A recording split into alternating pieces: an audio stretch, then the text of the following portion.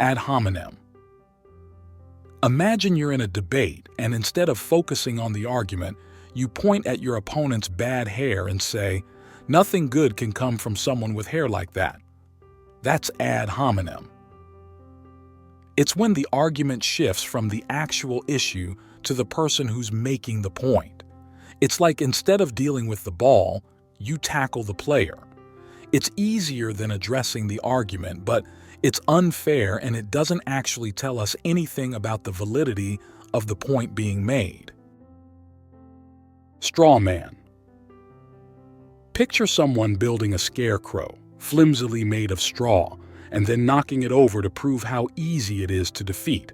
That's the essence of the straw man fallacy. It's when you misrepresent someone's argument to make it easier to attack. By refashioning an opponent's stance into something simplistic and weak, you avoid the tougher job of engaging with the real issues. It's a trick that sidesteps the truth by battling an argument that was never made in the first place. Click subscribe to this channel to get more topics you love.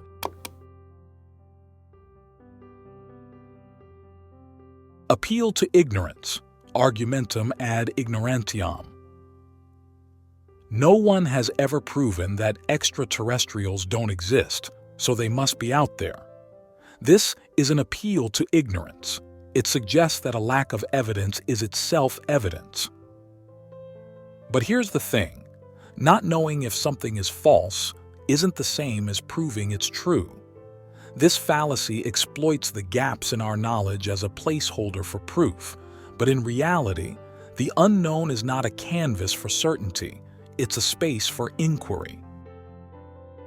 False dilemma, false dichotomy. Have you ever been told to either get with the program or leave? That's a false dilemma. It's when you're presented with two options as if they're the only possibilities when, in fact, more options may exist. It's like being asked to choose between eating an apple or going hungry when there could be a whole fridge full of food available. This fallacy narrows the world unfairly and forces a choice that doesn't need to be made. Slippery slope. If we allow kids to doodle in books, next they'll be drawing on walls, and before you know it, they'll be spray painting the town. This is the slippery slope, where a small first step leads to a chain of related events resulting in some significant effect, usually negative. It assumes that one action will inevitably lead to others without providing evidence for this inevitability. It's like predicting a single raindrop will cause a flood. It exaggerates the potential to move from one harmless action to a disastrous end. Circular reasoning, begging the question. I'm trustworthy because I'm honest. At first glance, it seems sensible, but look closer. This is circular reasoning. It's when an argument's conclusion is used as a premise to support itself. It's like trying to climb a ladder that's resting on its own rungs. It doesn't actually get you anywhere. This fallacy spins around the same point, offering no real foundation for its claim, and expects you to accept the conclusion without actual support. Hasty Generalization. Imagine judging the taste of all apples based on a single bite of one sour apple. This is what a hasty generalization does. It takes a small sample, like one experience, and extends it to a whole category. It's like seeing a few pieces of a puzzle and guessing the whole picture without considering that you might be missing many other pieces. This fallacy overlooks diversity and complexity in favor of a quick and easy conclusion, but it risks missing the truth by a wide margin. Red herring.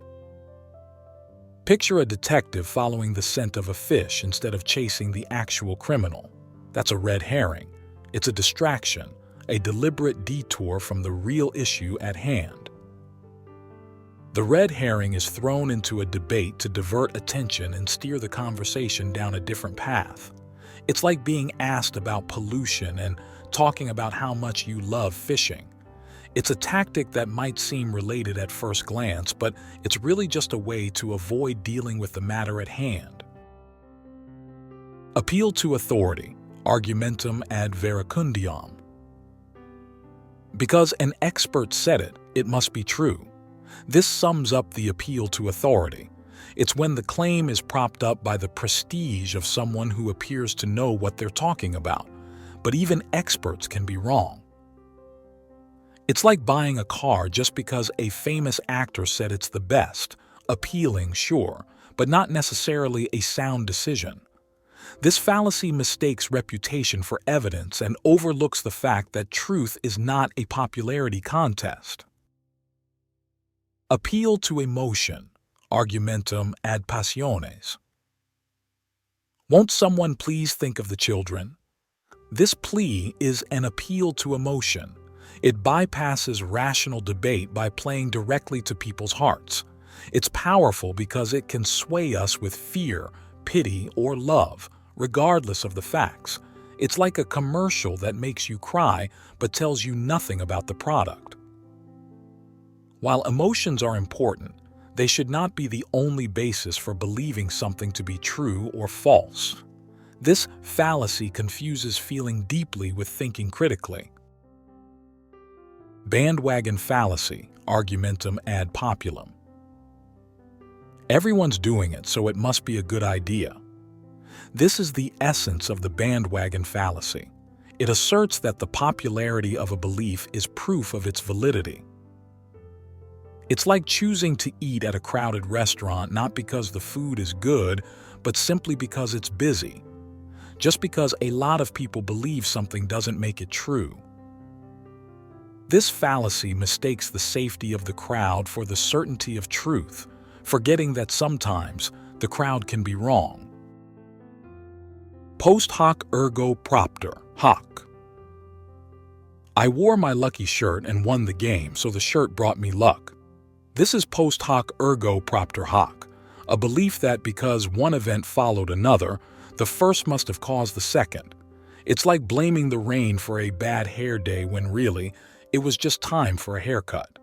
This fallacy sees a pattern in mere coincidence and confuses sequence with consequence, ignoring other factors that may be the real cause. Genetic fallacy. If you dismiss a chef's dish simply because they're from a country not known for its cuisine, you're committing a genetic fallacy. It's judging the value of something based on its origins rather than its own merits. It's like ignoring a message because you don't like the messenger. The example provided, where a chef's dish is dismissed solely because they come from a country not known for its cuisine, illustrates the genetic fallacy. In this case, the person is making a judgment about the quality of the chef's dish based on the assumption that the country of origin inherently produces inferior cuisine. This overlooks the possibility that the chef may have unique skills, creativity, or training that can result in a delicious and enjoyable dish, regardless of their country of origin. The genetic fallacy is similar to judging a message solely based on the messenger.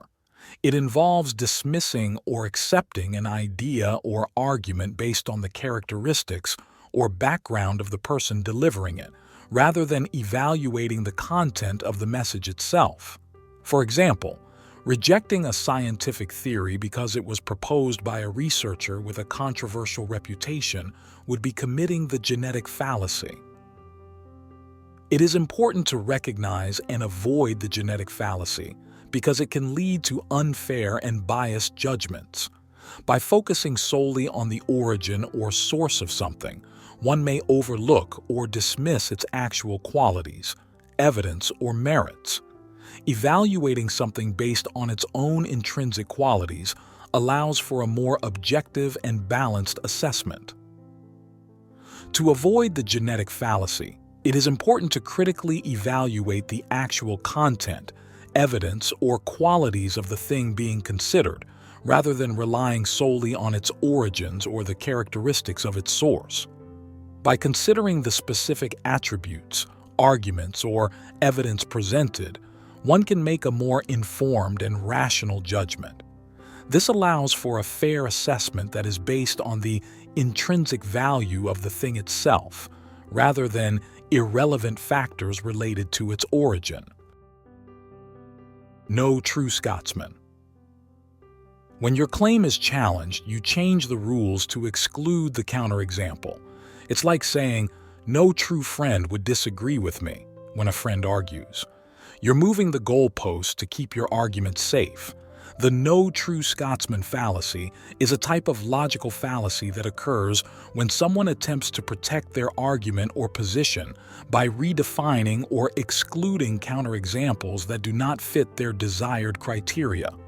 It involves making an arbitrary modification to the definition or criteria of a concept or group in order to maintain the validity of one's argument.